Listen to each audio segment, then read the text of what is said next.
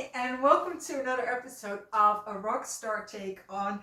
And we are in such luck. I just really can't believe it. It was just this afternoon where I realized, oh my God, we're so lucky. So, what happened was last time I discussed a topic about how, like, 99.9 of the conversations that we see are about something that I call, and that someone else also calls, core culture. And when the real discussion, and also the real progress and the biggest changes you can make can be seen as something of like an outer world thing, um, so which I call the outer rim. So the outer rim is just like in Star Wars, is where the people dwell who are not part of the core culture. And core culture is where 95% of the people, or 99 of the people, I don't know, are. And the space you have to move, to position yourself, to change your situation are limited within core culture. So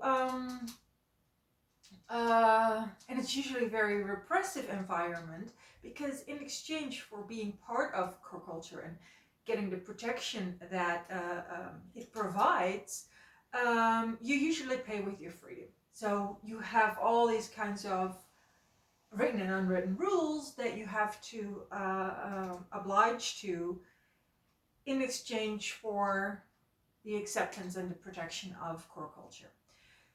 So that was a very heavy topic. So that was last time, and I thought it was an important topic, and I even called it my most important topic of 2024 or something. Or well, not or something as in not the year, but one of the few topics in 2024 that really made a difference for me. So I really wanted to share it, and I will put the link in below to this video, which was the previous video, so that if you want, you can watch it.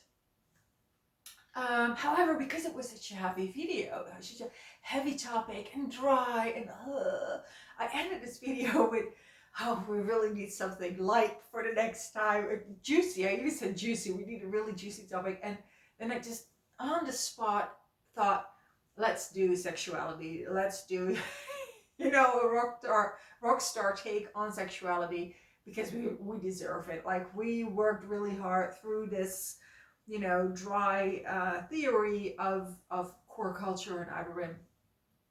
So I also already knew that that was going to be the next topic. And then just a few days ago, because I'm apparently not very connected and tuned into core culture, a few days ago, just to compare, I've already met someone in the Netherlands who was already aware of the movie that I'm going to talk about months ago, in September already. So, but I stumbled upon it a few days ago. I stumbled upon the movie Babygirl, which has premiered here in the Netherlands 1 or 2 weeks after it did in America. So we were already late to the party. So it premiered last Thursday. I'm seeing it in cinema, where it has not been programmed extensively. So I think that will change next week. I think they have kind of like didn't really understand how big it was going to be. We have another cinema here in the city, and they immediately saw, okay, the movie is going to draw a huge audience, and we're going to just program it like 5 times a day. So it's not like we're still in the first days after its premiere, and not everybody has yeah, it's not like really the big success that I think that it will be here in the Netherlands within 10 days or something. I think we're at the the first days of it. Um, so so it's already really big in the press, and yeah, I think everything will catch up, and that it will be the most visited movie from 2025. So I had seen that movie. I had prepared going in. So by now, by now I think I'm at about 10 hours of YouTube footage about this movie, like interviews and reviews and everything like that. Um, I don't know, and I think like all the written reviews, about 15 or something, English and Dutch. So and I've seen it once. I've seen it once by now, and I had written about this movie. I will put in the links to the movie as well. So I have a pre-show article that I wrote about the movie. Like, I can, I've studied the material already. What will I be seeing? So I have a pre-show musings, I call it, and I have like a very powerful, short, kind of like a review where it's kind of like my version of what I think a review for the general audience would be. So like a very general but very powerful review, and I will probably be writing about it again. Anyway, it's Sunday now, and I was still in my head with this movie, and I was like, oh, tomorrow's Monday. I really have to I have to let this movie go. I have to let this topic go. It's like, a normal work week. I have my normal things that I do, and I also wanted to make the videos. One of them was, a rockstar take on. And then I was on my bicycle, and I was like, yeah, I will start making these videos again this week, and let this topic go. Like, it's been kind of like a holiday season here, and I've really given myself permission to just dive into this topic and just let my other creative work just drop by the wayside. Like, okay, it's just a few years after New Year. We'll start on Monday again with all the with regular schedule. And then I thought, oh, but it's about sexuality. The video that I'm going to make for a rockstar take on is actually about sexuality. It's about a rockstar take on sexuality. And this movie is like the perfect example for that topic. So I was like really happy. I just thought, okay, that means I'm going to sit my ass down this Sunday and just, shoot the video off the cuff, because I studied this. So, what I'm going to do is make a this video about a rockstar take on sexuality, just like I promised you last time, after we had muscled our way through that heavy topic of the core culture and outer rim. And then I'm going to illustrate it or tell it with the role of the male protagonist in the movie Babygirl. So first of all, I want to say that a rockstar take on sexuality is really where you understand that sexuality has to do with power. That is the rockstar take on. And then the rockstar take is that you learn how to wield that power. That you learn how it works in sexuality, and you master that power. You know how to work it. Now, if you want to see a movie, the only movie that I know, but I'm sure there are more, where two people have this rock star quality where they understand what power is, and it can both bring it into their sexuality. And you can see with both of them, like, that because they know how to bring power and sexuality together, how that really enhances their power. That movie is Basic Instinct. So this is from 1992, so the first one. This is the only movie I know where both main characters, man and woman, both have equal power and a visceral understanding of what sexual power is. If you've never seen the movie Basic Instinct, then I have a provocative invitation to you, and that is to watch the movie as a love story and to see the female protagonist. So that's Catherine Trammell, the writer. Catherine Trammell is a female protagonist in Basic Instinct. To see her as a woman who just stopped taking care of other people's emotions and other people's responses towards her and started living life on her own terms. That's my invitation to you. And it's a challenging invitation because almost no one sees it that way. But I don't know, I really like that kind of like take on this movie. So Basic Instinct is the only example I currently can give you about what a rock star take on sexuality is, which is to recognize that it is closely linked to power, and that it is a skill how to master it and use it.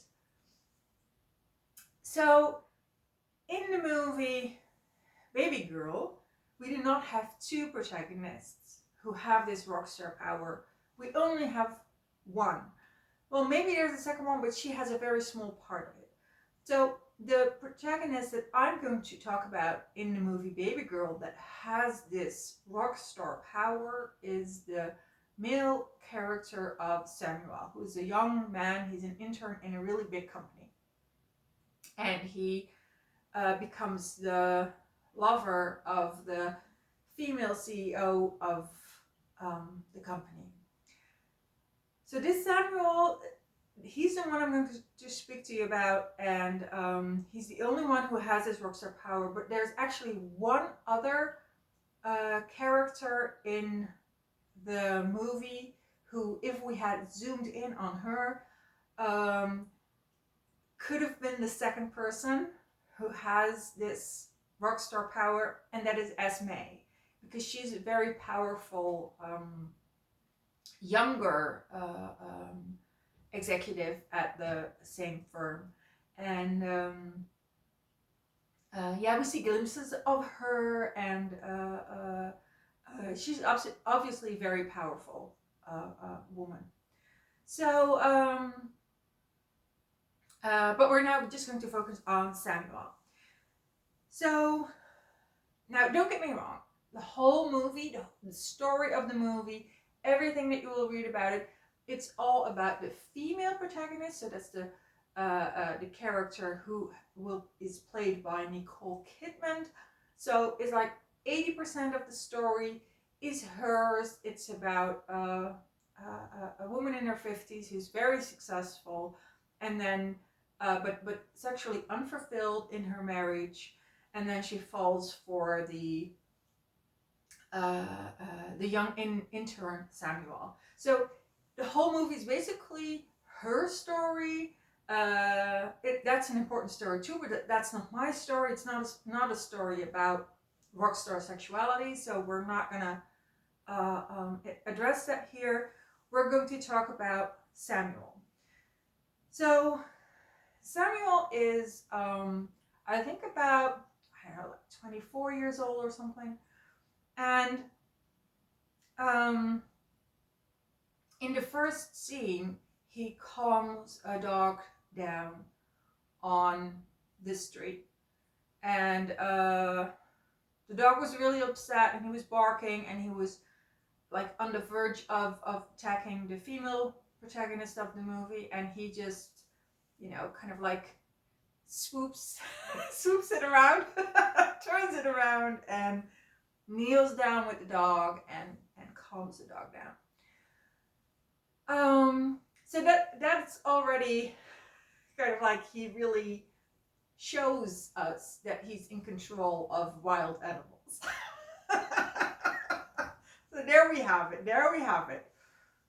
Then he meets the female protagonist, and she is very kind of like cold and bossy towards him. But she's also fascinated because she saw how good he was with this dog. And then he kind of just flips the power on her in the same way that he did it with the dog.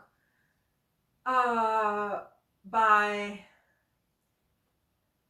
not literally, but figuratively, kind of like not kneeling in front of her, but coming to her level. In her case, that was not kneeling down, but moving up. Coming down to her level, looking her in the eye, and really making this connection. So with the dog, he went down on his knees, he had a cookie, and he spoke to the dog. He really made that connection. And with her, he moves up, he looks her in the eye, he sits with her, not sitting, he's standing. And he really makes a connection with her. So the line in the movie is literally that she asks him, how did you get the dog to calm down? And he says, oh, I gave it a cookie. And she asked him, do you always have cookies on you? And he answers, why do you want one? So he's obviously not intimidated by her any more than that he was intimidated by that dog. So that already sets the scene. But then, in the rest of the movie, that is where I want you, if you go to this movie, to watch it in a different way than the 10 hours of YouTube videos of other people commenting on this movie have said. Because I want you to watch what Samuel does from a place of power management, of sexual power management. Because he never drops the ball. There are a lot of scenes where reviewers have interpreted his actions, his jokes, his quirks, his, like, the way he looks at the camera or smiles, or, well, he doesn't look at the camera. He's not, it's a good actor. No, but as charming, or as a little bit clumsy, or disarming because because he doesn't really know what to do. And I want you to really think if that is really what you're seeing, because I don't think that's what you're seeing. I think that there's such a deep understanding of his power within himself that he doesn't have to micromanage all the little steps and all the little things. Like, there is very little that conveys power and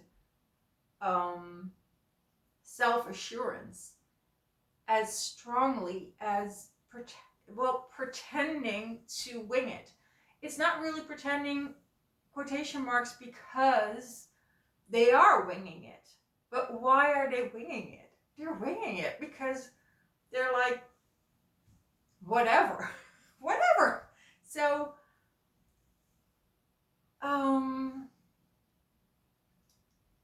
Samuel is seen by the audience, by the reviewers, by yeah, everyone who I saw talking about the movie for, like 10 hours on YouTube and 15 reviews, he is seen as someone who is just kind of like finding his feet with this, kind of like that there is a certain innocence or inexperience. And I really beg to differ, because he is just so sure of himself that from that place of being secure in who he is, he can just go on to these adventures, including the sexual adventure. And there is a point where the female protagonist tries to kind of like, I don't know the exact point in the movie, but either way, she's very obsessed with, giving structure to what it is they're doing, giving kind of like moral context. And he says, well, what, we're just playing. We're like little kids. We're just playing. And he even kind of, she has been appointed as his mentor at his request. And he keeps coming back like, we had an appointment, or why are you not following up on your appointments? And so she is confused about, what is my work relationship with him, but we're also lovers, and I have my marriage and my children. She's very confused about these three things. And for him, these are three completely different areas. He has a girlfriend, it's Esme. He says to her, to the female protagonist, like, what I have with her is totally different from what I have with you.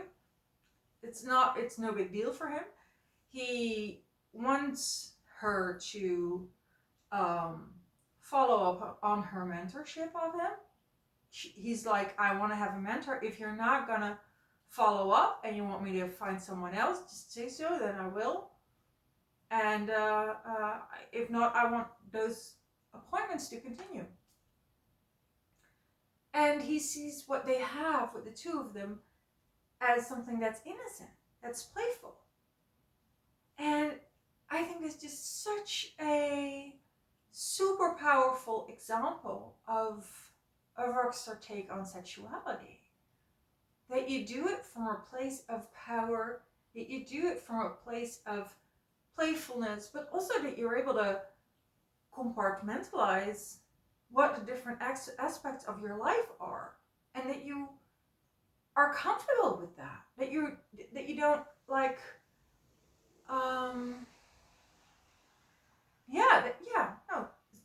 point that you're comfortable with that.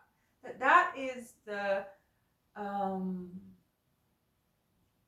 the big take on that's what a rockstar take on sexuality is that you take it seriously, in a sense that you you use the opportunities, or you give yourself the opportunity. You're unapologetic in it, but you're also not like, running around and explaining it to people what you're doing. Because you don't have to. You give yourself just so I'm not saying like, okay, you should go around and lie to people or whatever. I'm like not saying it. I'm just saying that he's a very good example of someone who's very natural in honoring his sexuality, but also in still showing up for the other things that he has in his life. And I think that's really strong, really good. So I have one more kind of like a watch and learn moment in this movie for you. Near the end,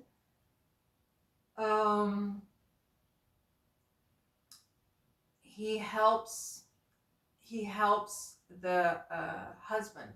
He helps her husband. Near the end of the movie, there's a scene where he helps her husband. And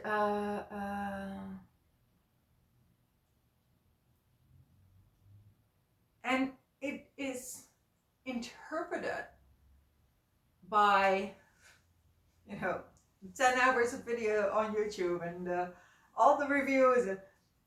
I have seen it, being named, being described this moment. But the meaning people give to it is that he is friendly, and he is Samuel, the young lover. He is compassionate and and and that he, Samuel, that it is in that moment that he kind of like decides, I'm going to step out of this affair with her because she obviously loves him. And so I'm not going to tell you how the movie ends. I'm just going to say that this is the way this moment is labeled. That it's the moment where he kind of like shows his soft side and sees these people belong together. I'm going to step out of it. I don't think that's what happens there. So if you watch that moment, I invite you to see it as that even towards her husband, he is able to kind of like calm him down in the same way as he did with the dog, in the same way as he always does with her. Even with the husband in that moment, yes, he's compassionate, but he's also dominant. And it is in that moment that she can see both of them. She can see her husband and she can see him. And I have no idea what's going on in her mind, but I think it's a very interesting moment. It's the most interesting moment of the movie because I think if you watch it through the lens of power dynamics, and then power dynamics compared or tied in with sexual power, I think that scene kind of just, it's the whole movie in one shot, in one frame. To me, it's that frame of the young man compassionately, yes, but calming down the older man. That is a rock star take on sexuality. It is an understanding that your sexual power is tied into the power that you carry in you the whole day. And he knows that, whether consciously or probably unconsciously. But the story of Samuel the character of Samuel in the movie Babygirl is the textbook example of sexual power and of a rockstar take on sexuality. And the movie where we have two people who have that power is Basic Instinct from 1992. So that was the rockstar take on sexuality. And now, I like, the logical next step would be to have a rockstar take on power. Let's go do that. I have no idea what I'm going to say then. I mean, it can't be about sexuality because we already covered that here. But I'm going to do a rockstar take on power. And like, think really, really well. or hope that kind of like the spirit comes to me about what that story should be, because I don't have any idea. Okay, so I'm curious if you're going to see the movie Babygirl.